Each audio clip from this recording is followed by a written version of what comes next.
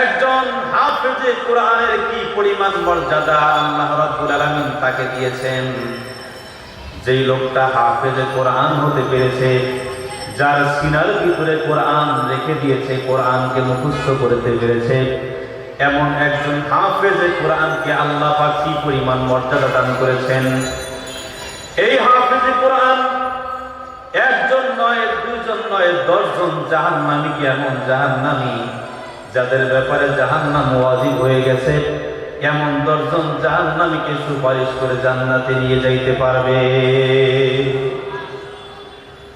ও মুসলমান, একজন হাফেজে কোরআন যিনি এখন পর্যন্ত আলেম হন নাই, এমন ব্যক্তি যদি 10 জন জাহান্নামীকে সুপারিশ করে জান্নাতে নিয়ে যাইতে পারে, তাহলে একজন আলেম যার ভিতরে কোরআন আছে, যিনি কোরআন অনুযায়ী আমল করেন, এমন একজন ব্যক্তি তাহলে কয়জন ব্যক্তিকে জাহান্নাম থেকে বাঁচাইতে পারবে?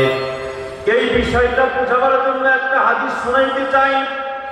হযরত আয়েশা সিদ্দিকা রাদিয়াল্লাহু তাআলা আনহাকে নিয়ে একদিন নবীজি খেজুর পাতার ছাউনি যে একটা ঘর, কুড়ে ঘরের মধ্যে বসে আছেন, শুয়ে আছেন। এখন তো ঢাকা শহরে বিল্ডিং কুড়ে ঘর হয়তো আপনারা অনেকেই চেনেন না, আবার অনেকে চেনেন। কুড়ে ঘরের মধ্যে শুয়ে আছেন, এমন সময় নবীজি হযরত আয়েশা সিদ্দিকা রাদিয়াল্লাহু তাআলা আনহাকে বললেন, ও আয়েশা, তুমি একটু আকাশের দিকে তাকায় দেখো তো কি দেখা যায়। হযরত আয়েশা সিদ্দিকা রাদিয়াল্লাহু তাআলা আনহা আকাশের দিকে তাকায় দেখলেন লক্ষ লক্ষ তারকা দেখা যায়। এরপরে নবীজি বললেন, তুমি বলো তো দেখি, আকাশের ভিতরে যেই পরিমাণ তারকা দেখা যায়, এই পরিমাণ নেকি কার হতে পারে? হযরত আয়েশা সিদ্দিকা মনে মনে ভাবলেন, হয়তো আমার পিতা আবু বকরের কথাই বলবেন। কিছুক্ষণ পরে নবীজি বললেন, ও আয়েশা, আকাশের ভিতরে যেই পরিমাণ তারকা দেখা যায়, এই পরিমাণ নেকি হলো আমার উমরের। এই কথাটা শোনার পরে হযরত আয়েশা সিদ্দিকা রাদিয়াল্লাহু তাআলা আনহার মুখটা মলিন হয়ে গেল। নবীজি বুঝতে পারলেন আয়েশার মনটা খারাপ হয়ে গেছে।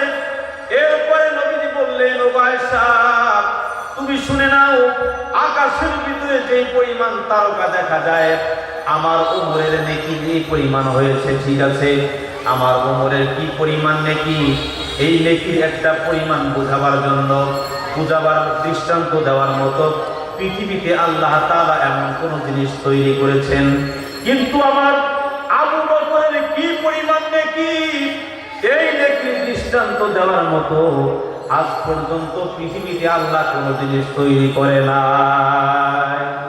সুবহানাল্লাহ বলেন না যে?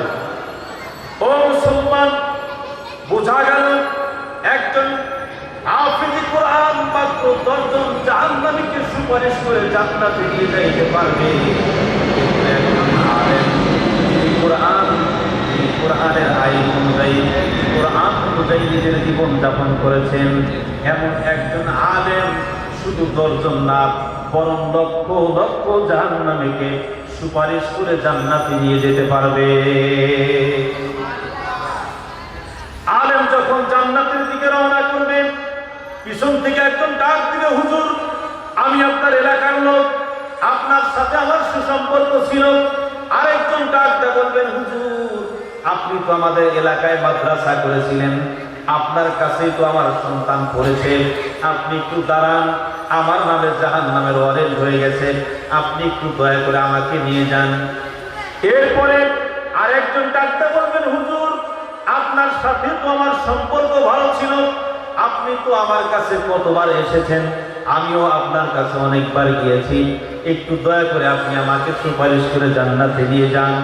এইভাবে মুসলমান একজন হক্কানি আলেম 10 জন নয়, 20 জন নয়, বরং লক্ষ লক্ষ জাহান্নামীকে সুপারিশ করে জান্নাতের ঠিকানা দিতে পারবে।